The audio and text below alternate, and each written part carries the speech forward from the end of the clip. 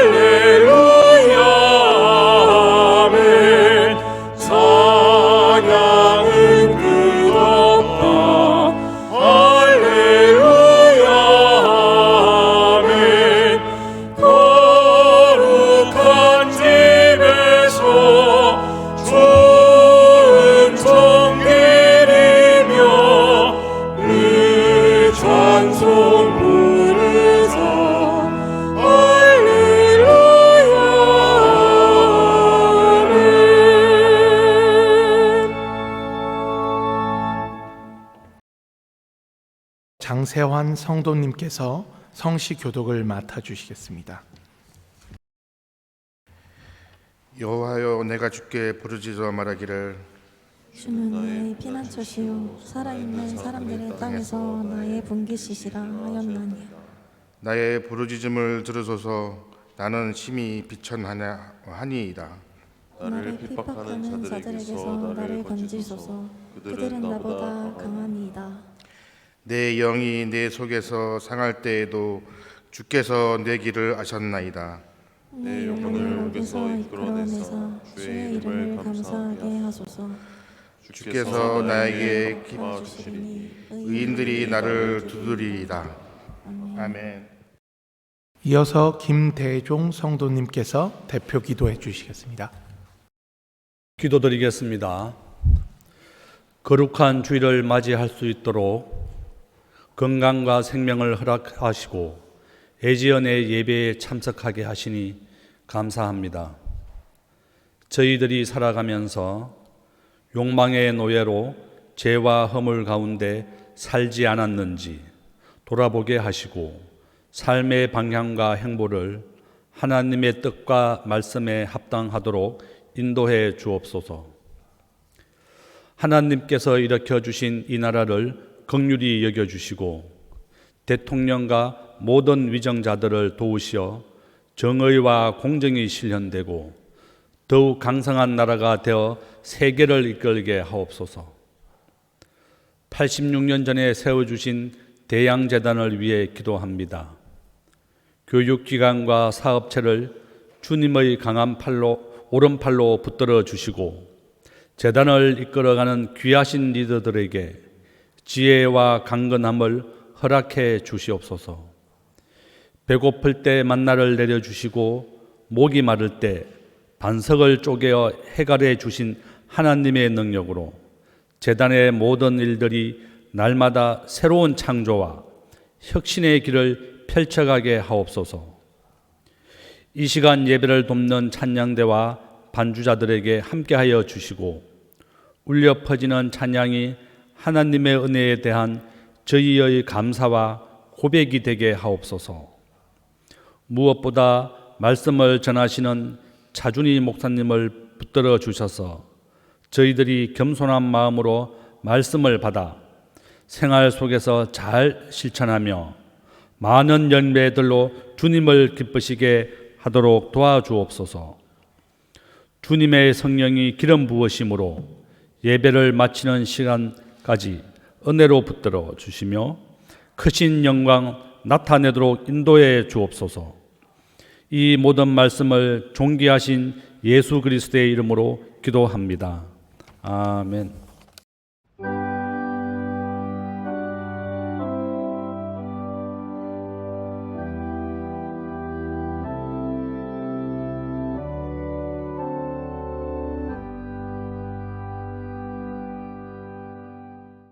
김영희 성도님께서 성경 봉독해 주시겠습니다. 오늘 우리에게 주시는 하나님의 말씀은 욥기 2장 3절 말씀입니다. 봉독해 드리겠습니다. 여호와께서 사탄에게 이르시되 내가 내 종 욥을 유의하여 보았느냐. 그와 같이 온전하고 정직하여 하나님을 경외하며 악에서 떠난 자가 세상에 없느니라. 내가 나를 격동하여 까닭 없이 그를 치게 하였어도 그가 여전히 자기의 온전함을 굳게 지켰느니라. 이는 하나님의 말씀입니다. 하늘연 성가대의 찬양이 있겠습니다.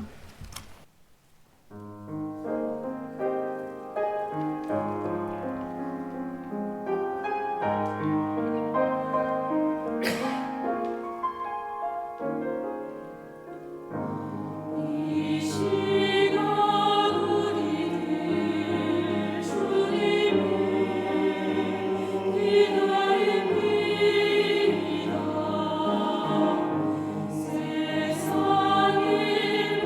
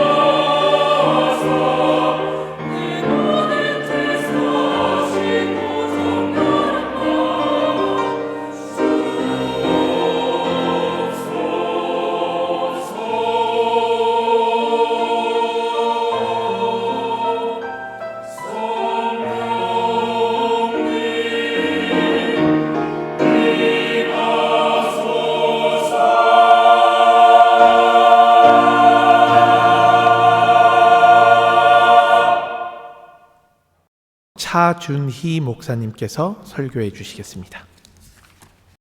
예, 오늘 말씀 제목은 까닭 없는 고난이라는 제목입니다. 인생이란 누구에게나 어렵습니다. 고난의 일부는 우리가 피할 수 있을지 모르지만 모든 고난을 피할 수는 없습니다. 성경 어디에도 신앙생활 잘하면 아무런 문제가 없습니다 라는 약속 없습니다. 아무리 큰 믿음을 갖고 있다 손 치더라도 삶에서 모든 문제를 피할 수는 없습니다. 그래서 세상살이가 너무 힘들면 누구나 인생의 마침표를 찍고 싶은 충동을 느낍니다. 그러나 인생의 마침표는 인간의 몫이 아닙니다. 생명이란 한자어를 한번 생각해 보세요. 살생자에다가 명령할 명자가 결합되어 있습니다.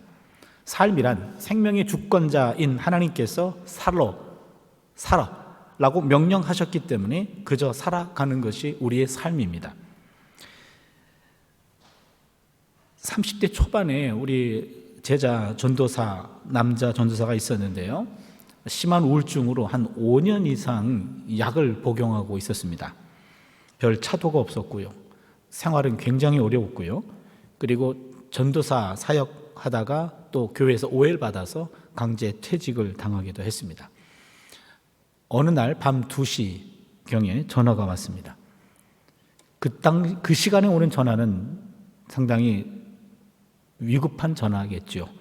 어쩐 일이냐 그랬더니 저에 대한 소식을 매스컴을 통해 듣게 될까 봐 그건 선생님에 대한 제자의 도리가 아닌 것 같아서 선생님께 마지막 인사드리려고 전화했습니다. 그 말의 의미는 잘 알아요. 비슷한 대화를 오랫동안 해왔기 때문에 제 마음속에는 드디어 올 게 왔구나 싶었습니다. 그리고는 가만히 있습니다. 뭔가 한마디라도 해야 될 것 같은데 그래서 성경 구절 하나가 생각이 났습니다. 에스겔 16장 6절 말씀이었는데요. 그 말씀은 바벨론에 의해 가지고 예루살렘이 완전 포위가 당해서 함락 직전입니다. 기아 상태에 있었고 그런 어려운 상황이었는데 에스겔이 예루살렘을 의인화해 가지고 한 말씀입니다. 너는 피투성이라도 살아있으라. 에스겔 16장 6절 너는 피투성이라도 살아있으라. 이 말을 2번 읽어줬습니다. 아무런 대답이 없습니다. 내가 전화를 끊지 않으면 끊지 못할까 봐 무거운 마음으로 전화를 끊었고요. 이후로 잠을 이루지를 못했습니다. 그런데 그 친구는 지금도 살아서 역사하고 있어요. 나중에 연락이 오기를 목회자 자녀이기도 한데 모태신앙인이고 평생 성경을 읽었는데 너는 피투성이라도 살아만 있으라 라는 에스겔 16장 6절 말씀이 있는 걸 처음 봤대요. 이 말씀 하나가 30대 청년의 생명을 건진 겁니다. 그렇다면 인생의 마침표를 찍고 싶은 순간 우리는 어떻게 해야 할까요? 마침표 대신에 쉼표를 찍어야 됩니다. 쉼표를 찍고 하나님께 물음표를 던집니다. 수없이 물음표를 던지다 보면 어느 순간 느낌표를 경험할 날이 올 겁니다. 인생의 마침표와 느낌표는 인간의 것이 아닙니다. 그것은 하나님의 것입니다. 우리의 몫은 쉼표와 물음표입니다. 갑작스러운 절망 앞에서 마침표의 유혹을 받았을 때 쉼표를 찍고 수없이 물음표를 던졌다가 마침내 느낌표를 경험한 한 선배가 있습니다. 바로 우리가 오늘 만나려고 하는 욥이라고 하는 사람입니다. 욥은 어떤 사람이었을까요? 욥기 1장 1절을 보시면 우스 땅에 욥이라 불리는 사람이 있었는데 그 사람은 온전하고 정직하여 하나님을 경외하며 악에서 떠난 자더라. 우스 땅은 유다 땅이 아닙니다. 욥은 이방 사람입니다. 이방인이었던 욥이란 사람은 온전했고 정직했고 하나님을 경외했고 악에서 떠난 자라고 평가받습니다. 1장 1절의 메시지는 욥은 이방인이었다. 그럼에도 불구하고 그는 의인이었다라는 게 1장 1절의 메시지입니다. 1장 2절 3절을 보면은요. 그에게 아들 7과 딸 3이 태어나니라. 그의 소유물은 양이 7,000마리요 낙타가 3,000마리요 소가 500결이요 암나귀가 500마리이며 종도 많이 있었으니 이 사람은 동방 사람 중에 가장 훌륭한 자라. 7남 3녀를 두었습니다. 오늘날 7남 3녀 두면 이건 재앙에 가깝죠. 그러나 구약시대의 7남 3녀는 다른 의미입니다. 성경에서 7자와 3자는 완전함과 충만함을 의미합니다. 그러기에 7남 3녀를 두었다라는 말은 가정이 완전했고 충만했다라는 뜻입니다. 재산도 많았습니다. 한마디로 말하면 욥이라는 사람은 남 부러울 것이 없는 동방의 의인이었고 거부였습니다. 1장 8절을 보면은요, 야곱께서 사탄에게 이르시되 네가 내 종 욥을 취하여 보았느냐? 그와 같이 온전하고 정직하여 하나님을 경외하며 악에서 떠난 자는 세상에 없느니라. 여기 사탄 등장합니다. 사탄이 하는 일은 다른 사람들을 참소하고 고소하고 고발하고 다른 사람의 적대자로 행동하는 것, 그게 사탄입니다. 사탄은 사람 눈에 보이지 않는 숨겨진 잘못들을 들춰내는 선수입니다. 그런데 구약 사탄과 신약 사탄은 좀 다릅니다. 구약 사탄은요, 하나님의 통제 아래에서 사탄 일을 합니다. 반면에 신약 사탄은 하나님의 통제를 벗어나서 심지어 하나님도 대적하는 게 신약 사탄입니다. 마태복음 4장에 보면요, 예수님께서 40일 금식 기도할 때 광야에서 있는 예수를 바로 사탄이 유혹하고 대적하는 장면이 나옵니다.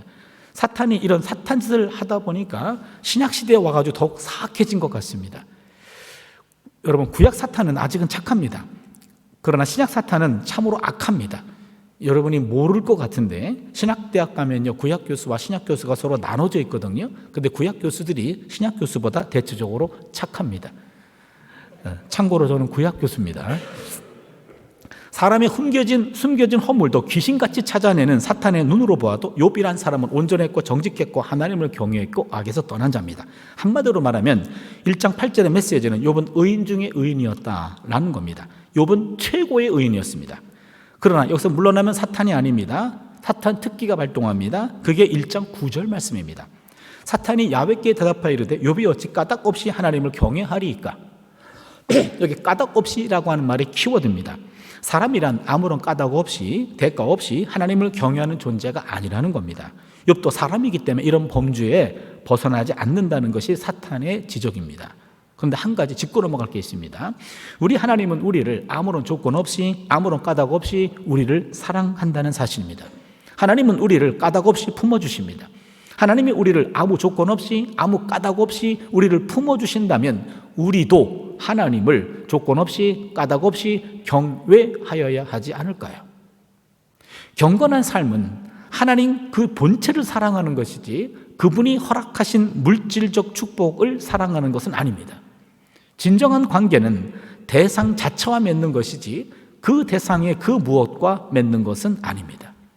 진리는 진리이기 때문에 숭배하고 찬양하고 섬기는 겁니다. 그 진리가 내게 주는 혜택과 진리에 대한 숭배는 무관합니다. 옳은 것은 옳기 때문에 옳은 겁니다. 옳은 것이 결코 좋은 결과를 가져오기 때문에 옳은 것은 아닙니다. 옳은 것이 늘 좋은 결과를 가져오는 것도 아닙니다. 하나님은 하나님이기 때문에 믿는 것이죠. 우리에게 주어진 좋은 것들은 하나님의 축복이지만 그런 것들이 사라진다고 해서 하나님이 아닌 것은 아닙니다. 그런데 인간은 하나님의 품 안에서도 계산할 때가 있습니다. 이 순간 하나님의 품 안에 머무는 것과 잠시 하나님 품을 떠나는 것, 이것 가운데 어느 것이 내게 유익한가 속으로 계산할 때가 있습니다. 이러한 인간의 얄팍한 계산을 사탄은 이미 다 알고 있습니다. 사탄은 욥이 어떤 이유로 하나님을 경외하는지를 직고합니다. 그게 1장 10절 말씀입니다. 주께서 그와 그의 집과 그의 모든 소유물을 울타리로 두르심 때문이 아니니까 주께서 그의 손으로 하는 바를 복되게 하사 그의 소유물이 땅이 넘치게 하셨음이니이다. 이 말은 사탄의 말입니다만 틀린 말은 아닙니다. 하나님은 욥 자신과 그와 그의 집과 그의 모든 소유물, 바로 욥 자신과 욥의 집과 욥의 소유물을 울타리로 두르고 보호하고 계신다라는 겁니다. 이걸 가리켜 하나님의 삼중 울타리라고 얘기합니다. 하나님 앞에서 경건한 삶을 살려고 애쓰는 사람은 하나님의 울타리 보호를 받습니다. 그런 사람은 그의 집도 더불어 하나님 울타리 보호를 받습니다. 더 나아가 그의 소유물도 하나님의 울타리 보호를 받습니다. 이걸 삼중 울타리라고 얘기한다 그랬죠. 이때 사탄은 하나님께 도발을 감행합니다. 사탄은 하나님이 욥의 울타리를 거두시고 그의 소유물을 치면 욥도 하나님에 대한 경건을 거둘 것입니다 라고 주장합니다. 하나님은 사탄의 제안을 받아들이십니다. 하나님은 사탄에게 욥의 재산에 대한 처분권도 맡겼습니다. 그러나 욥의 생명은 건드리지 못하게 하셨습니다. 드디어 욥의 울타리 벗기기 내기가 벌어집니다. 당연히 땅 위에 있는 욥은 하늘에서 하나님과 사탄 사이에 벌어지는 내기를 알 길이 없습니다. 하나님이 여기서 사탄의 도발을 수용하신 이유는 욥에 대한 의심 때문이 아니라 하나님은 욥이 하나님에 대한 조건을 뛰어넘는 조건 없는 까닭 없는 신앙을 입증해 줄 것을 기대하신 겁니다. 까닭 없는 신앙이 올바른 신앙임을 욥만큼은 입증해 주기를 기대하고 원하셨던 거죠. 드디어 3중 울타리 가운데 맨 바깥쪽 울타리인 소유물의 울타리가 곧어집니다. 하나님의 울타리가 곧어지자마자 기다렸다는 듯이 욥에게 환란이 들이닥칩니다. 1장 15절입니다. 스밧 사람이 갑자기 이르러 그것들을 빼앗고 칼로 종들을 죽였나이다. 여기 스밧 사람들은 남아라비아 사람들입니다. 남아라비아 사람, 남쪽 사람이죠. 남쪽 사람들이 갑자기 몰려와가지고 욥의 재산인 그것들을 빼앗았습니다. 1장 15절에 그것들은 14절에 나오는데 소떼와 나귀 떼입니다. 근데 욥이 갖고 있는 소떼와 나귀가 한두 마리가 아니었습니다. 소떼가 500결입니다. 1000마리입니다. 나귀는 500마리였습니다. 엄청난 재산이 남쪽 아라비아 사람들에 의해 가지고 탈취를 당했습니다. 욥의 환란은 이게 다가 아니었습니다. 1장 16절을 보시면 그가 아직 말하는 동안에 또 한 사람이 와서 아뢰되 하나님의 불이 하늘에서 떨어져서 양과 종들을 살라버렸나이다. 하나님의 불이 욥의 소유물을 불살라버렸습니다. 하나님의 불은 하나님이 보낸 불이라기보다는 하늘로부터 떨어진 불벼락을 말합니다. 번개를 말합니다. 이스라엘 지형에서요, 벼락이 떨어지는 것은 서쪽 지중해로부터 오는 구름과 벼락을 통해서 떨어집니다. 이거는 서쪽에서부터 온 재앙입니다. 여기서 양떼에 불이 붙었습니다. 양떼가 7,000마리입니다. 여기서 끝나지 않습니다. 1장 17절을 보시면 그가 아직 말하는 동안에 또 한 사람이 와서 아뢰되 갈대아 사람이 세 무리를 지어 갑자기 낙타에게 달려들어 그것을 빼앗으며 칼로 종들을 죽였나이다. 갈대아 사람은 북쪽 사람입니다. 북쪽 상인들입니다. 이런 북쪽에서 온 갈대아 상인들이 도적들을 돌변해가지고 세 패로 나누어서 바로 욥의 낙타를 마지막 재산이었습니다. 3,000마리를 다 빼앗아 갔습니다. 욥기 1장 3절에 언급된 욥의 물질적인 소유물 7,000마리 양과 3,000의 낙타와 500결의의 소와 500의 암나귀 그리고 수많은 종들이 모두 날아가 버리고 말았습니다. 그러나 소유물에 대한 욥의 재앙은 여기서 끝나지 않습니다. 욥의 인적 소유물인 자녀들에게도 환란이 닥칩니다. 1장 18절 19절입니다. 그가 아직 말하는 동안에 또 한 사람이 와서 아뢰되 주인의 자녀들이 그들의 맏아들의 집에서 음식을 먹으며 포도주를 마시는데 거친 들에서 큰 바람이 와서 집 내 모퉁이를 치매 그 청년들 위에 무너짐으로 그들이 죽었나이다. 거친 들은 동쪽 사막입니다. 그 동쪽 사막에서 불어오는 태풍 때문에 욥의 자녀들을 10명이 한 번 맏아들의 집에서 잔치를 벌이고 있었는데 그 태풍이 몰려와가지고 그 집의 기둥들을 무너뜨렸습니다. 지붕이 가라앉았습니다. 10명의 자녀가 한순간에 압살을 당합니다. 그렇다면 남아라비아 사람의 남쪽에서 온 재앙이 있었고 서쪽에서 불어오는 불벼락이 있었고 북쪽에서 오는 가나안 사람들의 또한 탈취 사건이 있었고 동쪽에서 발아오는 태풍 때문에 욥의 모든 재산과 10명의 자녀는 한순간에 다 사라지게 되었습니다. 동서남북으로 있었던 모든 재앙들을 그동안 하나님의 울타리로 그들을 보호해 주셨는데 울타리가 곧어지자마자 평생 모았던 재산 한순간에 다 날렸고 10명의 자녀가 한순간에 다 사라지게 되었습니다. 욥의 재난은 여기서 끝나지 않습니다. 사탄은 하나님 허락받고 욥의 마지막 울타리인 욥을 칩니다. 2장 7절 8절입니다. 사탄이 이에 야훼 앞에서 물러가서 욥을 쳐서 그의 발바닥에서 정수리까지 종기가 나게 한지라 욥이 제 가운데 앉아서 질그릇 조각을 가져다가 몸을 긁고 있더니 이제는 욥은 건강까지 잃었습니다. 모든 걸 다 잃었습니다. 욥의 친구들이 소식을 들었습니다. 욥을 찾아옵니다. 한동안 할 말을 잃었습니다. 일주일 동안 한 말도 못했습니다. 일주일이 지나가고 난 다음에 욥의 친구들이 4명이 나오는데 그중에 가장 연장자입니다. 엘리바스가 드디어 입을 엽니다. 그게 4장 7절 8절입니다. 생각하여 보라 죄 없이 망한 자가 누구인가 정직한 자가 끊어짐이 어디 있는가 내가 보건대 악을 밭갈고 독을 뿌리는 자는 그대로 거두나니. 아주 유명한 말입니다. 무슨 말입니까? 이보게 생각해보게 죄 없이 망한 자가 누구인가 정직한 자가 끊어진 것 자네 보았나? 우리가 좀 인생을 살아봐서 알잖아. 악을 밭갈고 독을 뿌린 자가 그대로 거두는 거 아닌가? 한마디로 말하면 인과응보라는 겁니다. 욥은 인과응보에 의해서 자네가 잘못했기 때문에 벌받은 거예요. 자네가 실수한 거야. 그래서 벌받은 거야. 라는 친구들의 설명에 대해서 욥은 받아들이기가 어려웠습니다. 나머지 친구들과 번갈아가면서 논쟁을 벌입니다. 나머지 친구들도 생각이 비슷합니다. 인과응보입니다. 모든 건 뿌린 대로 거둔다는 거예요. 욥의 고난은 인간의 지혜로서는 이해가 되지 않습니다. 욥은 세상 지혜를 포기하고 하늘의 지혜를 구합니다. 하나님께 수많은 물음표를 던졌고 하나님 욥을 만나 주셨습니다. 그리고는 하나님과의 만남을 통해서 문제를 어느 정도 해결하게 됩니다. 그게 욥기 42장 7절에 나옵니다.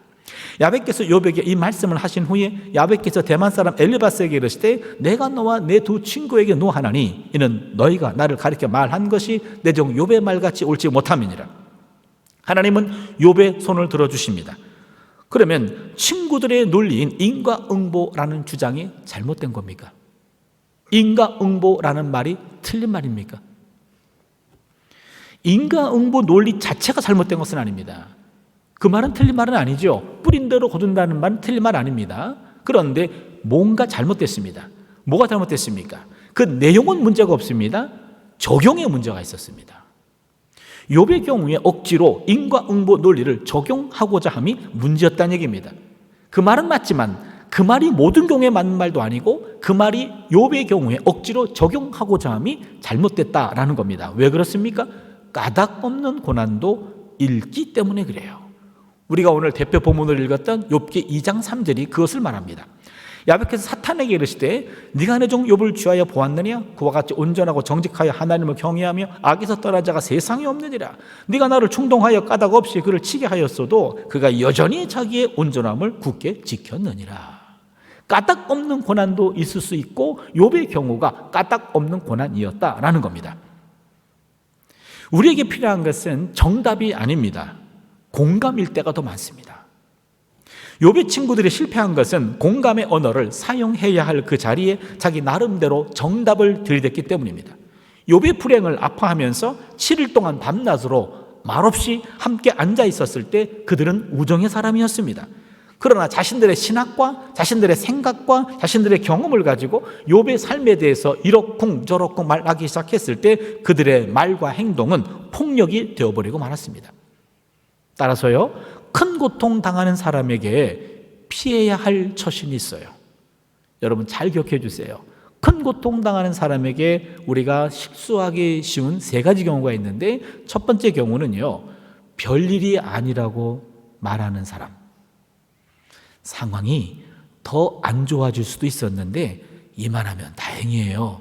곧다우로 말하는 사람. 요거 안 됩니다. 두 번째로 가르치려고 하는 사람이 있어요. 하나님은 당신에게 뭔가를 가르치고 계십니다. 그 교훈이 무엇인지 이번 기회에 찾아보세요. 이것도 안 됩니다. 세 번째는요, 해결책을 들이대는 사람이 있어요. 기운을 내고 이렇게 저렇게 해보세요. 그러면 이 상황에서 반드시 벗어날 수 있을 겁니다. 이것도 안 됩니다. 큰 고통을 당하는 사람들에게 별일이 아니에요. 뭔가 교훈이 있을 거예요. 이렇게 해보세요. 라고 하는 것은 성숙한 태도가 아닙니다. 예수님께서 마리아의 오빠 나사로가 죽었을 때 그렇게 하지 않으셨습니다. 심령에 비통히 여기시고 불쌍히 여기시고 눈물을 흘리셨다라고 말합니다. 여기 비통히라고 하는 말은 스프랑크조마이라고 하는 헬라어입니다. 스프랑크조마이. 이거는 창자가 뒤틀리듯이 비통했다. 그 고통당하는 사람의 그 고통을 함께 느끼는 겁니다. 섣불리 위로하지 않고 그 아파하는 사람의 아픔을 함께 느끼는 거죠. 그게 스프랑크조마이. 아주 유명한 중요한 단어입니다. 스프랑크조마이. 비통히 여기셨습니다. 애통하는 자와 함께 애통하셨습니다. 다른 말로 표현하면 함께 고통을 떠맡은 겁니다. 공통하셨어요. 공통, 함께 통증을 느꼈습니다. 동일하게 고통을 나누었습니다. 이거를 동통이라고도 말합니다. 동일한 고통을 함께 느끼는 겁니다. 서둘러 눈물을 닦아주려 하기보다는 서로 눈물을 섞어주는, 함께 울어주는 슬픔의 공명이 역설적으로 그것을 딛고 일어설 수 있는 힘이 될 수가 있습니다. 대학생 아들을 둔 한 엄마가 계셨어요. 근데 아침에 인사하고 집을 떠났는데 교통사고가 나서 그 대학생 아들이 세상을 떠나게 됐어요. 너무 황당한 일이 벌어졌어요. 급하게 장례식을 준비하고 조문객들을 봤는데 그 엄마가 통곡을 해요. 통곡을 하는데 누가 와서 어떤 말을 해도 위로가 되지 않아요. 통곡이 멈춰지지 않아요. 근데 한 엄마가 조용히 다가와서 통곡하는 그 엄마에게 조용하게 한마디를 했어요. 그랬더니 갑자기 통곡이 멈췄어요. 뭐라고 얘기하냐면, 어머니, 나도 작년에 아들을 잃었어요. 이 말이었어요. 그 어떤 사람이 와서 어떤 말을 해도 이 통곡하는 어머니는, 당신이 내 마음을 알아요? 당신이 아들 잃어봤어? 공감을 못 느꼈는데 나도 작년에 아들을 잃었어요 라는 그 어머니의 그 말 한마디에 서로 내 마음을 이 엄마는 알겠네 하고 서로 부둥켜 안고 남은 울음을 서로 나누면서 흐느끼면서 통곡을 멈출 수가 있었던 겁니다. 어떤 말을 해도 위로가 되지 않는 거죠. 그런데 누군가의 말을 듣고 통곡을 멈췄다는 것, 이것은 내 마음이 그분과 연결되었다라는 겁니다. 우리 시대의 대표적인 기독교 철학자며 신학자 중 한 명인 미국의 월터 스토프라는 학자가 있습니다. 이 월터 스토프는 등반 사고로 아들을 잃었어요. 그 다음에 그는 나는 사랑하는 사람을 잃었습니다 라는 책을 썼습니다. 그 책에 보면 그 아들을 잃은 거에 대한 슬픔에 대한 감동적인 성찰을 담아냈습니다. 아들을 잃은 상실을 도저히 이해할 수 없다는 그의 솔직한 심정이 책의 모든 페이지에 여기저기 적혀 있습니다. 그 내용의 일부를 제가 한번 읽어드리려고 해요. 설명할 길이 없다. 너무나도 깊고 고통스러운 이 신비 앞에서 그저 견디는 것 외에는 할 수 있는 일이 없다. 나는 천지를 지으신 전능한 하나님 아버지와 예수 그리스도의 부활을 믿는다.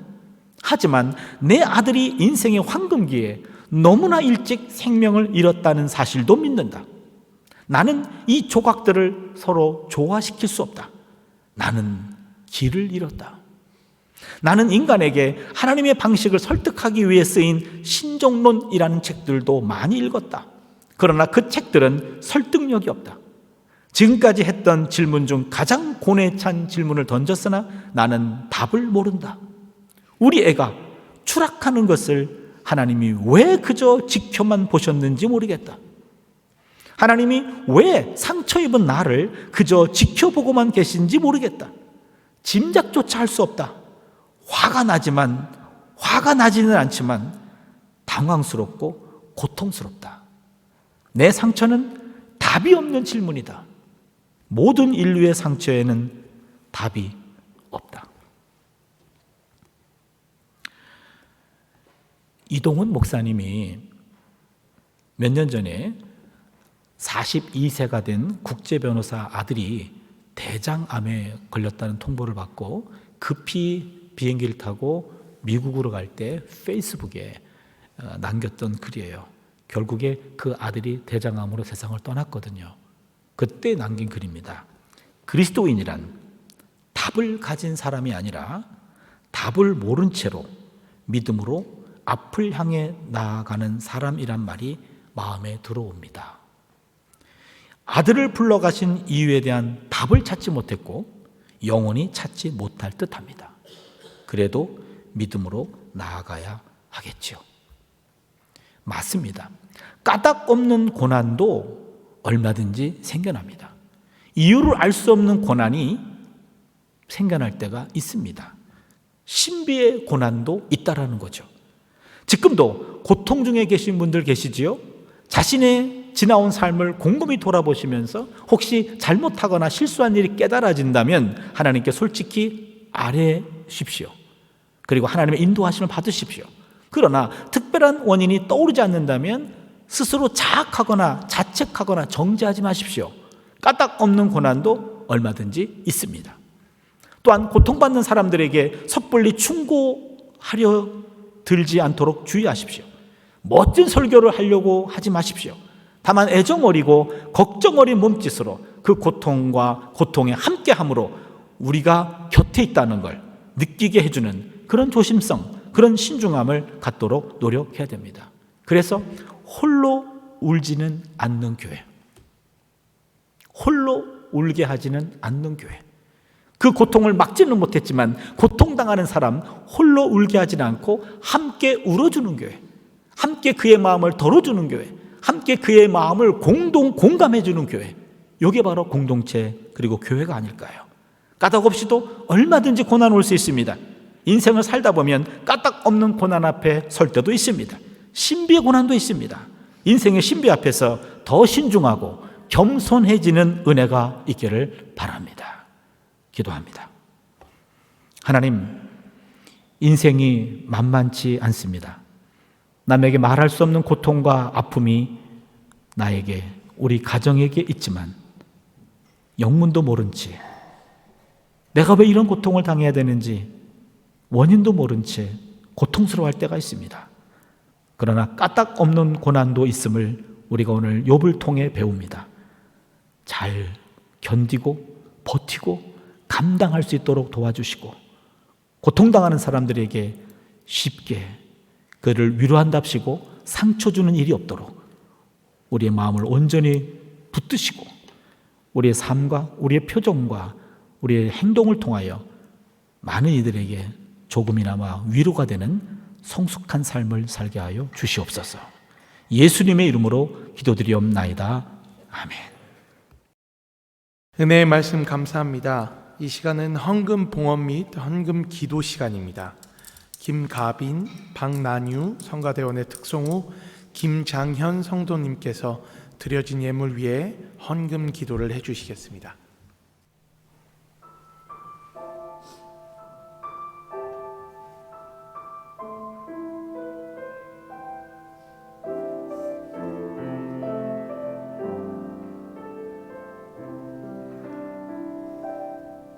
고난은 인내를, 인내는 연단은 소망을 이루네. 때로는 삶 속에 고난의 밤이 와도 소망의 아침은 오리라. 눈물로 뿌려진 기도의 씨앗은 기쁨의 열매를 맺으리. 내 삶을 붙드신 주의 손 강하시니 폭풍이 와도 두려움 없네.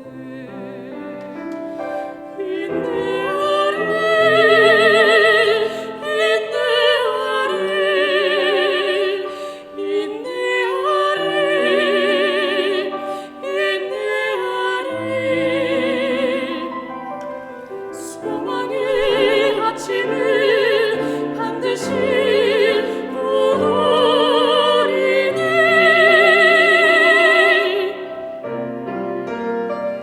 인내하리,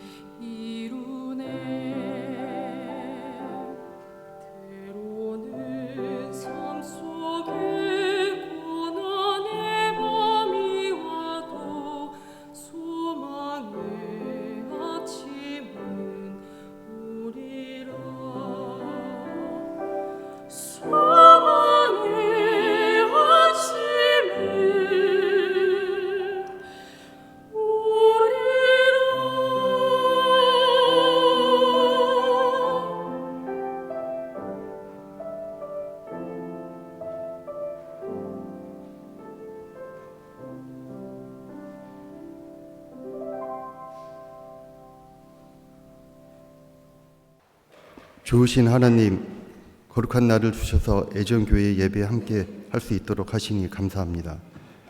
하나님께 예배하는 우리의 영혼과 삶의 모습들이 사랑이신 주님처럼 사랑과 섬김으로 드러나게 하옵소서.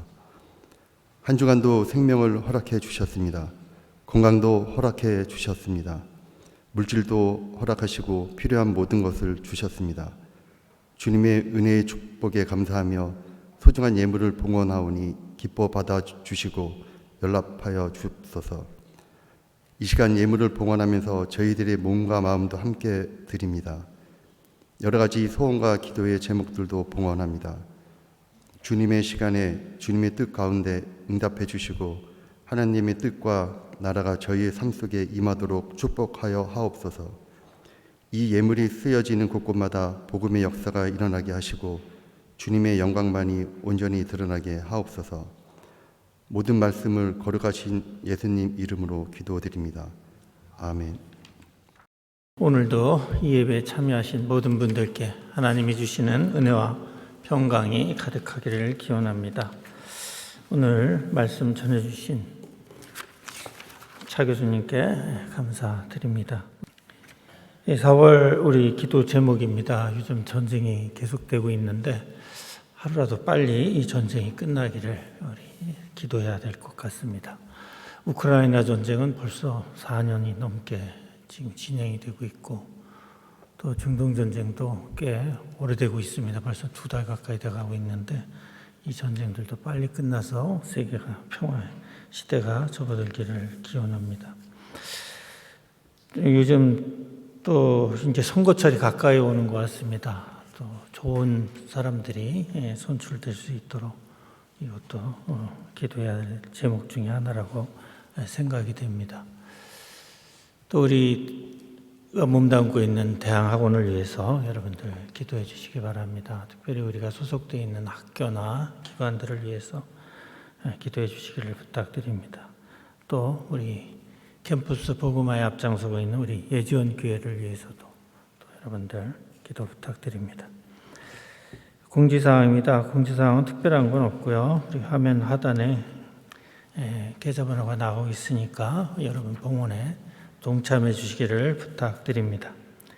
또 주일 예배 순서를 맡아주실 분들 명단이 나가고 있습니다. 참고하시기 바랍니다.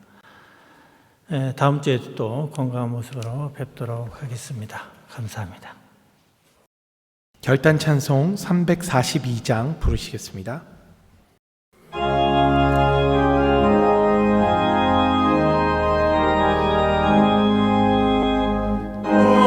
주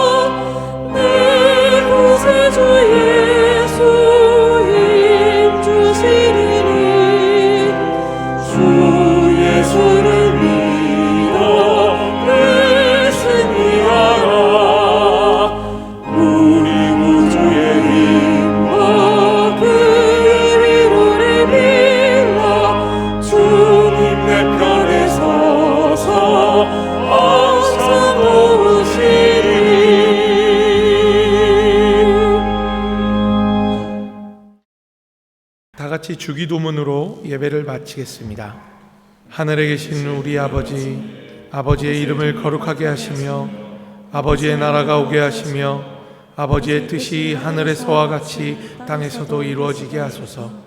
오늘 우리에게 일용할 양식을 주시고 우리가 우리에게 잘못한 사람을 용서해 준 것 같이 우리 죄를 용서하여 주시고 우리를 시험에 빠지지 않게 하시고 악에서 구하소서. 나라와 권능과 영광이 영원히 아버지의 것입니다. 아멘.